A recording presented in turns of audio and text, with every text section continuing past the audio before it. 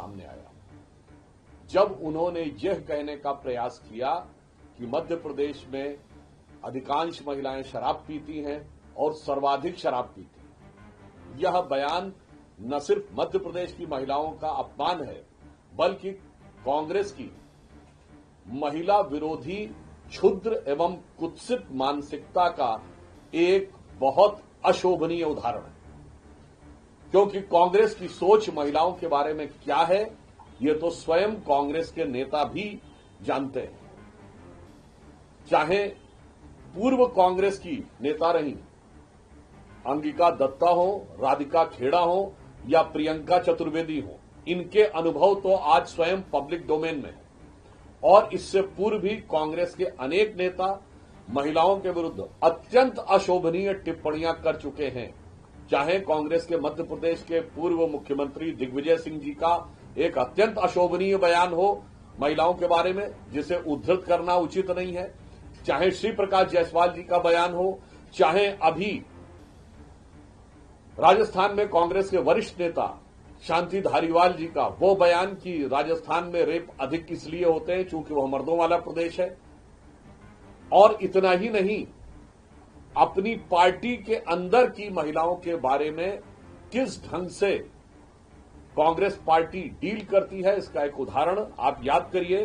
कर्नाटक में हुबली धारवाड़ क्षेत्र के कांग्रेस के नेता उनकी बेटी नेहा हीरामत को जब चाकुओं से गोद दिया गया था, उसके बाद कर्नाटक के गृह मंत्री का अशोभनीय बयान आया था, अत्यंत निंदनीय बयान आया था कि वो तो उन लोगों के बीच की दोस्ती का मामला था, क्योंकि उन्हें लग रहा था कि चाकू चलाने वाला एक अलग वोट बैंक का है। इसलिए, और इतना ही नहीं, महिला वर्ग के बारे में इनकी मानसिकता कितनी ओछी है और कितनी निंदनीय है, यह दर्शाता है कि कश्मीर फाइल्स और केरला स्टोरी जैसी फिल्मों में महिलाओं के साथ हुए भारत के इतिहास के सबसे विभत्स दुष्कर्मों के बारे में भी जिस ढंग का व्यंग, कटाक्ष और उपेक्षापूर्ण बयान था, वो इसको दर्शाता है। और मैं जीतू पटवारी से कहना चाहूंगा, मध्य प्रदेश वह राज्य है जिसने भारतीय जनता पार्टी के शासनकाल में सबसे पहले महिलाओं को 35% आरक्षण दिया। मध्य प्रदेश में लोकल बॉडीज में 50% आरक्षण सुनिश्चित किया गया। देवी अहिल्याबाई की यह पुण्य भूमि है और वहां पर देवी अहिल्याबाई जी के ही नाम से महिलाओं के उत्थान के लिए पूरी एक योजना समर्पित रूप से काम कर रही है। और लाडली लक्ष्मी योजना तो उस जमाने से चल रही है बच्चियों के लिए जब केंद्र में आपकी सरकार हुआ करती थी। और जहां तक शराब के कंजम्पशन की बात है, तो अभी हाल ही में इसी अगस्त के महीने में देश के एक प्रसिद्ध अंग्रेजी अखबार और दक्षिण भारत के एक प्रसिद्ध अंग्रेजी अखबार ने स्पष्ट रूप से यह कहा है कि rural Telangana has become the biggest consumption of liquor in India. यानी ग्रामीण तेलंगाना भारत में शराब के कंजम्पशन का सबसे बड़ा हब बन के उभरा है।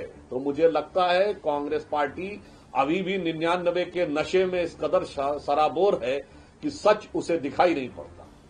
दूसरी तरफ हमारी पार्टी प्रधानमंत्री श्री नरेंद्र मोदी जी के नेतृत्व में यह वह पार्टी है जिसकी सरकार ने महिलाओं की सम्मान की रक्षा के लिए सेना का ऑपरेशन सिंदूर चलाया, जो महिलाओं की शक्ति, स्वाभिमान और अस्मिता का प्रतीक है।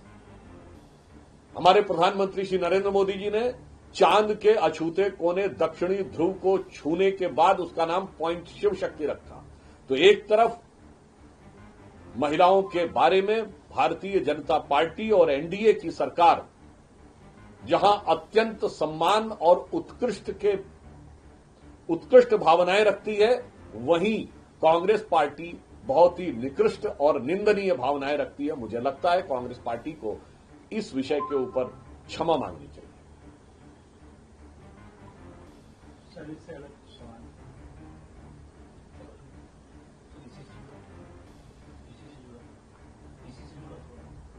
सब आपने जैसा टिकट दिया कि महिलाओं के अपमान को लेकर, तो क्या आप मानते हैं कि यही वजह है कि कांग्रेस पार्टी ने इतने दशकों तक महिला आरक्षण संसद में नहीं दिया, और दिग्विजय सिंह का बयान तो सबको याद है, नाम नहीं लेना चाहेंगे, उन्होंने क्या कहा था अपनी एक महिला नेत्री के बारे में। देखिए, व्यक्तिगत टिप्पणियां एक पक्ष, महिला आरक्षण विषय एक पक्ष।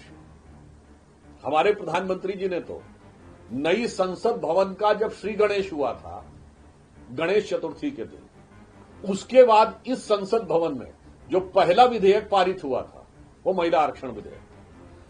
मगर कांग्रेस की मानसिकता इस मामले में बहुत निकृष्ट रही है, जो मैंने आपको बताया कि महिलाओं पे हुए घनघोर और भीषण अत्याचारों को, फिर चाहे वो लड़कों से गलती हो जाएगा समर्थन करना हो, या बंगाल में जो हो रहा है उसके बारे में समर्थन करना हो, और इतना ही नहीं, ये अपने नेताओं की बात का सम्मान नहीं करते।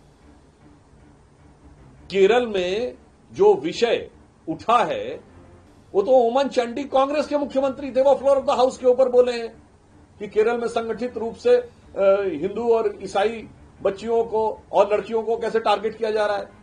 देखिए, आप अपनी पार्टी के बारे में जानकारी नहीं रखते हैं। आप ये सोचते हैं कि आज के समय में जनता को पता नहीं लगेगा कि केरल में आपने क्या बोला और दिल्ली में आपने क्या बोला।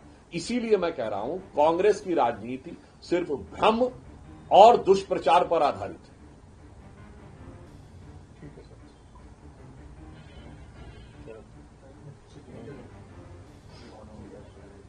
वैसे